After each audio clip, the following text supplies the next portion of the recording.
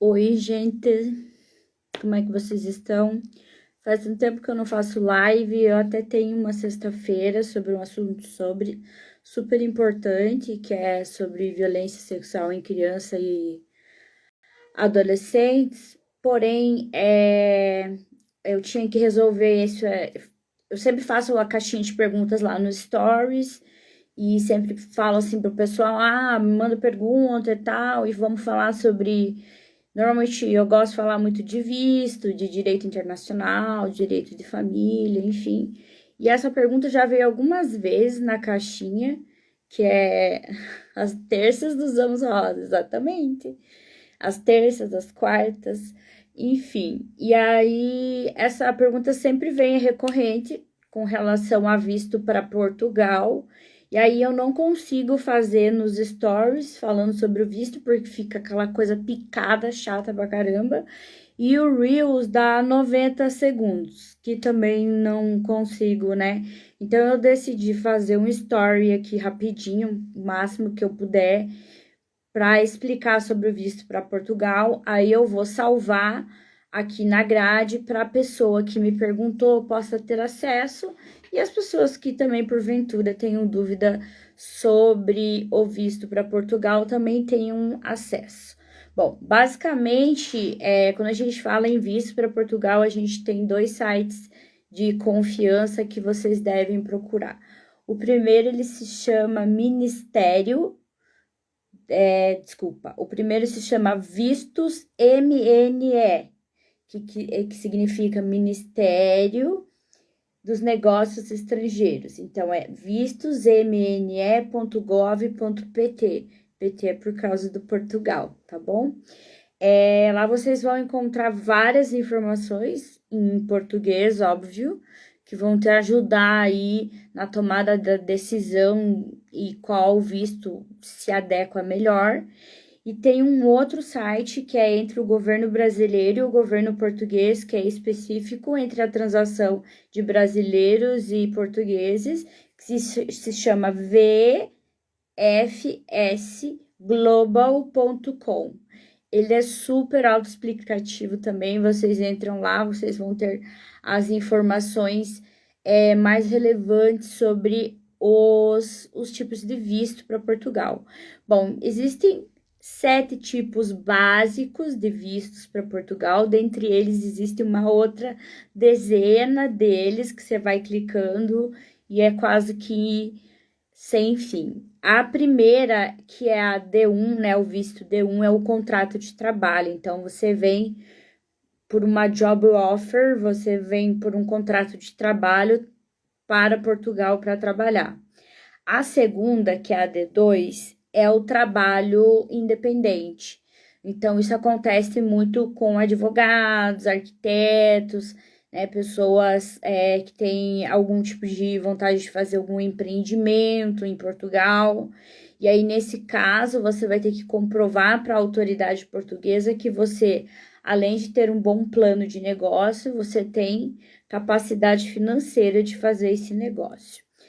Já o visto D3, ele é para aquelas pessoas profissionais, mas são altamente qualificados. A gente está falando daí de um alto escalão executivos, diretores, tem até alguma parte dos doutorados, né? Os estudantes dos doutores, pós-docs, que também entram no tipo D3. O tipo D4 de visto são para estudantes em geral, então, desde a escola normal, colégio, até mestrado, doutorado, também pós-doc, enfim. Ele é bem geral. O D5 é muito parecido com esse, ele também é voltado para o estudantil, mas ele é mais voltado assim para mobilidade estudantil dentro da Europa. O D6, ele é um tipo de visto para reagrupar famílias. Então, tem alguém que já mora lá e aí você quer fazer o reagrupamento da família, às vezes um filho, às vezes, né? Às vezes dependentes, às vezes pessoas, pais, mães, enfim. Aí você também tem a questão financeira aqui que você tem que comprovar, né? Existe um cálculo que você sozinho tem que comprovar que você tem 12 vezes o salário mínimo da Europa, de Portugal, que hoje eu acho que é 665, 669 euros. Então, também tem essa questão da capacidade financeira que você tem que comprovar. E o D7 é o último visto aí, são aqueles que a gente fala dos aposentados, mas que não são só para os aposentados, são aquelas pessoas que têm rendas fixas no Brasil, tem como comprovar, sejam elas empresas ou rendimentos, e consegue viver com a renda que tem aí do país que vive em Portugal. Todos esses vistos vocês vão encontrar lá no site, né? Que eu sugiro que vocês entrem.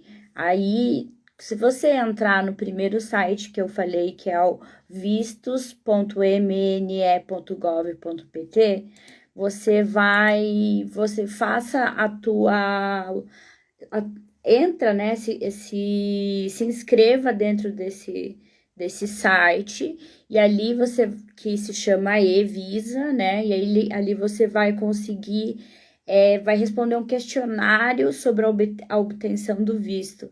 Então, esse questionário ele vai te direcionar certinho qual o tipo de visto que você vai precisar. Ele é super legal, esse e-Visa aqui, dentro do site do Ministério dos Negócios Estrangeiros, tá? Bom, outra coisa que é importante falar é o planejamento, né? Vocês precisam, obviamente, de um planejamento para ir para Portugal. Eu que já morei fora, posso dizer, né? Não só um planejamento financeiro, mas também essa coisa do boom que teve em Portugal, né? Há 4 anos atrás, que encheu de brasileiro. Então, assim, você tem que ser um profissional diferenciado, qualificado. Não vá só pensando no subemprego, porque eu tenho diversos colegas em diversos países do mundo que já não vivem mais de subemprego e nenhum problema nisso, mas que foram galgando aí, caminharam e hoje estão em profissões excelentes, em alto, vamos dizer assim, no alto escalão aí em qualquer lugar do mundo. Quando vocês quiserem, eu trago alguém aí para a gente conversar sobre isso. É importante falar também a questão do idioma, porque por mais que Portugal fale português, não é o mesmo idioma, né? Então você tem que ter essa questão da composição financeira, do planejamento, né? As questões que todo o imigrante, né, ele passa. Então é importante pensar nisso. E assim, eu vou falar para vocês algumas bem assim, en passant, dos documentos que você precisa, dos documentos gerais aí que você precisa para um visto português. Bom, um requerimento em modelo próprio é um requerimento que você imprime no site, que você vai fazer de próprio punho. Passaporte ou outro documento válido de viagem, você vai enviar o passaporte. 2 fotografias iguais, tipo passe, né, que é um modelo. Um seguro de viagem válido para cobrir as despesas médicas. Um comprovante da situação regular da sua outra nacionalidade, se você tiver. Requerimento para consulta de registro criminal de serviços estrangeiros. Certificado de registro criminal do país de origem, ou seja, do Brasil. Comprovante de condições de alojamento, então você já tem que explicar onde você vai ficar, se tem água, se tem luz, se tem calor. Comprovantes da existência de meios de subsistência tal como os definidos na portaria. Então, vai depender muito do visto que você for escolhido. Você tem que comprovar os teus meios de subsistência. Normalmente, é 40 euros por dia que você tem que provar no país que você tem ali, tá? Normalmente, vai mudando de visto para visto. A prova de meios de subsistência pode igualmente efetuar-se mediante a apresentação de termo de responsabilidade subscrito por um cidadão estrangeiro. Então, se você tem alguém lá que já mora lá e ele pode te dar esse meio de subsistência, como se fosse uma carta do tipo, vou aqui apoiar essa pessoa na forma da subsistência, no alojamento, isso pode ser feito por carta. Então, isso são alguns dos centenas de documentos que você vai ter que fazer. E aí você vai pegar esses documentos, né? Vai maravilhosamente imprimi-los e vai levar eles pessoalmente no vice-consulado. Existe, ou no consulado, né? Existe uma dezena deles no Brasil. Aqui em Curitiba tem o vice-consulado, não é igual a Itália, que a gente tem meia dúzia que funciona daquele jeito. Mas enfim, a gente tem bastante vice-consulados de português pelo Brasil, você pode escolher um. Antes de você enviar a documentação, se certifica por e-mail ou por telefone se eles estão recebendo por correio ou se você pode levar pessoalmente. E a demora normalmente é 60 dias para vistos permanentes e o valor da taxa é 90 euros. E para vistos temporários, né, que existe aquela questão que pode ser uma coisa temporária ali, né? Não tô falando do visto do turista, né? Que o turista é outra coisa. Mas aí, nesse caso, é 75 euros e costuma levar 30 dias. Lógico que essas questões de tempo, com consulado, embaixada, sempre vai levar mais tempo.